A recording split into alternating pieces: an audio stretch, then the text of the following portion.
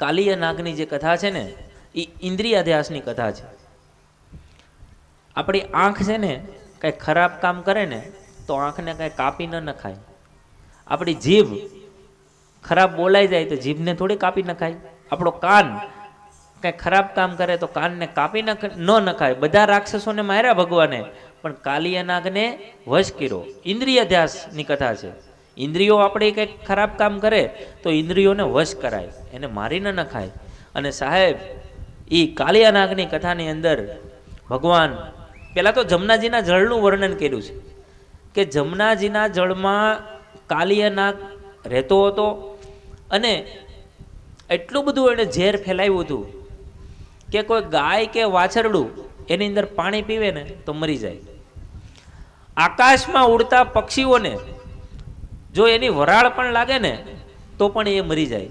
ભગવાન ગેડીદરો રમવાની શરૂઆત કરે, એને હાથથી ગેંદ યમુનાજીની અંદર નાખી પોતાના અંગ ઉપરનું ઉતરીય એને નીચે મૂક્યું અને પછી ભગવાન સ્વયં ધૂપકો મારી અને યમુનાજીના જળમાં ગયા છે. પણ યમુનાજીના જળમાં નીચે ગયા છે ને ત્યાં નાગ સૂતો હોય છે અને નાગની પત્નીઓ, સૌ પ્રથમ તો નાગ પત્નીઓએ આ બાળકને જોયો. એ કે આ બાળક અદ્ભુત બાળક છે. એ કે આ જળમાં આવ્યો તો એને કાંઈ થયું નહીં, આ ઝેર એટલું બધું છે તો એને કાંઈ થયું નહીં. અને નાગપત્નીઓ શું કીધું? કહે બાળક તું માર્ગ ભૂલ્યો કે તારા વેરીએ વળાવ્યો,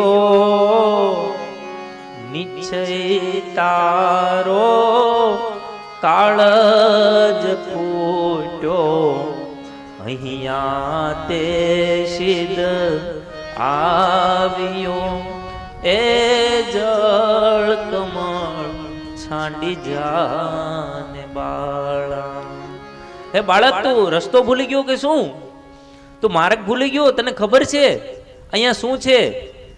આ મારા પતિ જાગશે તને મારી નાખશે, આ જળ કમળ છાંડી જા. અને ત્યારે કૃષ્ણ એને શું જવાબ આપે?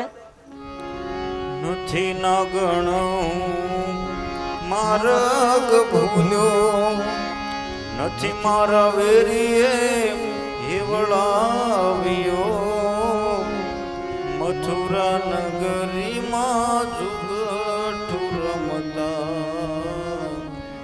નાગનું શિષ્ય હાર્યો. હે જળ કમળ છાંડી જાને બાળા. હે નાગણ, હું કઈ રસ્તો નથી ભૂલી ગયો કે નથી મને કોઈ મારા વેરીએ પધરાવ્યો છે, કોઈ વળાવ્યો પણ નથી. હું મથુરા નગરીમાં ગયો તો અને ત્યાં જુગાર રમતા રમતા હું નાગનું શીશ હારી ગયો ને એ લેવા આવ્યો છું. નાગણીઓને એમ થયું કે આ બાળક છે માનતો નથી, બીવડાવ્યો એને પણ એ માન્યો નહીં. હવે કામ કરીએ એના વખાણ કરી, ને નાના બાળકને કેવું છે વખાણ કરીને તો એ માની જાય. આપણે કહીએ ને બહુ સારો છોકરો છે, હો કેટલું સારું કામ કરે, બેટા અહીંયાથી આ વસ્તુ લઈ આવી તો તરત એ લઈ આવે. એટલે અહીંયા નાગણીઓના વખાણ કરે. રંગે રૂડો રૂપે પૂરો, આ દિસંતો કોડીલો સોહામણો. રંગે રૂડો રૂપે પૂરો અને દિસંતો કોડીલો સોહામણો. તારી માતાએ કેટલા જન્મ્યા, એમાં તું અળખામણો. હે જળ કમળ છાંડી જાને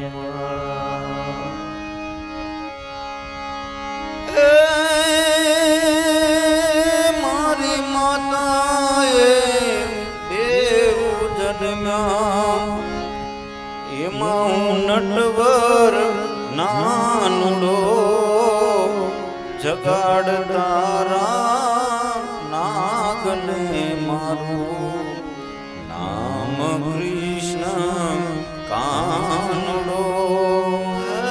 જળ કમળ છાંડી જાને બા. મારી માતાની 2 સંતાનો છે, હજી મોટો તો ઘેરે છે, એમાંનો હું નાનો છું. તું તાર નાગને જગાડ, મારું જે થાય તું મારી ચિંતા છોડી દે. નાગણીઓને એમ થયું કે વખાણ કર્યા તો એ માનતો નહીં, એટલે થોડીક રિશ્વત આપવાની. આ રિશ્વતની શરૂઆત છે ને અહીંથી નાગણીઓએ કરી. એ કે આપણે રિશ્વત, ત્યારથી હંમેશા હું કહું છું કે રિશ્વત ગમે એટલી આપે કોઈ દિવસ કોઈની લેવાની. એ નાગણીઓ રિશ્વત આપે, શું આપે ખબર? એ કે 1,00,000 સવાનો મારો હાર આપું તુજને દોર્યો, એટલું મારા નાગથી છાનું આપું તુજને ચોર્યો. એ જળ કમળ છાંડી જાને બાળા. એ શું કરું નાગણ હાર તારો, શું કરું તારો દોર્યો. શાને કાજે નાગણ તારે, કરવી ઘરમાં ચોર્યો. એ જળ કમળ છાંડી જાને બાળા. મારે હાર ને દોર્યો ને મારે શું કરવી? અને મારે કારણે તારે તાર પતિથી એટલું બધું સાનું મનું સોરી હું કામ કરવી? એક કામ કરતું હોય કે તાર પતિને જગાડી. અને પતિ સૂતો હોય, નાઇટ ડ્યુટી કરીને આવ્યો હોય, કોઈ પોલીસમાં હોય, કોઈ સૈનિકમાં હોય, અને પતિ સૂતો હોય, ઘસઘસાટ સૂતો હોય, 2-3 દિવસના ઉજાગરા હોય, તો પત્નીને જગાડવાનું થાય તો પત્ની કઈ રીતે જગાડે? કઈ રીતે જગાડવું જોઈએ? શું રિવાજ? આપણે સુરતમાં શું રિવાજ છે કે પાણીની બાટલી જ નહીં નાખી દે ડોલ ભરીને, એ અભાગ્યા જાગની, એમ તો ન કહે. હિન્દુસ્તાન છે ને, ભારતીય નારી છે કે પાણી જ ન નાખે કે ઊભો થાય એમ તો ન કહે. એટલો તો મને ભરોસો છે. પણ શું કરે અત્યારે સુરતમાં? શું કહે ખબર? ઉઠો ને સ્વામી ચા તૈયાર છે, ઓફિસે જવાનું ટાણું, કારણ કે પછી ત્યાં પગાર કપાઈ જશે અને છેલ્લે ઘરમાં પડશે તાણું. હે જળ કમળ. તું તાર પતિ જગાડ, બીજી બધી વાત જવા દે. અને પછી શું કર્યું અહીંયા નાગણે ખબર? ચરણ ચાપી અને મૂછ મવડી. પેલા તો એના પગ દબાવ્યા. અને મૂછ, આદમી માણસે છે ને મૂછ રાખવી જોઈએ. મૂછ છે ને એ મર્દાનગીનું પ્રતીક છે. ચરણ ચાપી મૂછ મરડી અને નાગણે નાગ જગાડ્યો. ઉઠો ને સ્વામી બારણે કોઈ બાળક આવ્યો. હે જળ કમળ છાંડી જા. પણ બે ઉબળિયા એ માથે વળગ્યા. શ્રી કૃષ્ણ કાળી નાગ નાથિયો, સહસ્ર ફેણા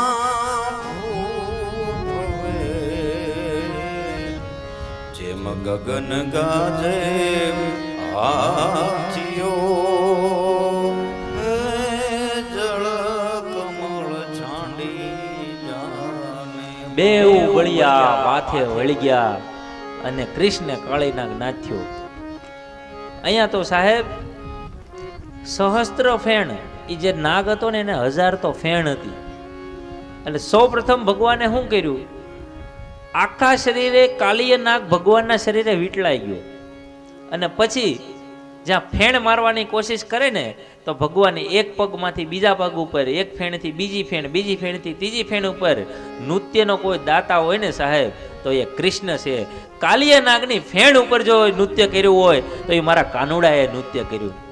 અને પછી સાહેબ કાળિયા નાગના બધા મકોડા ઢીલા પડી ગયા અને લોહી નીકળવા મળ્યું અને કાળિયા નાગ આમ મરી જવાની તૈયારી, એટલો ભગવાને એને માર્યો. બે ઉબળ્યા, બે કાળિયા બાથે વળી ગયા. અને પછી નાગણીઓ આવી અને અહીંયા વિલાપ કરે છે અને ભગવાનને કહે છે, નાગણ સૌ વિલાપ કરે છે, નાગને બહુ દુઃખ આપશે, મથુરા નગરીમાં લઈ જશે પછી નાગનું શીશ કાપશે, એ જળ કમળ છાંડી જાને બાળા.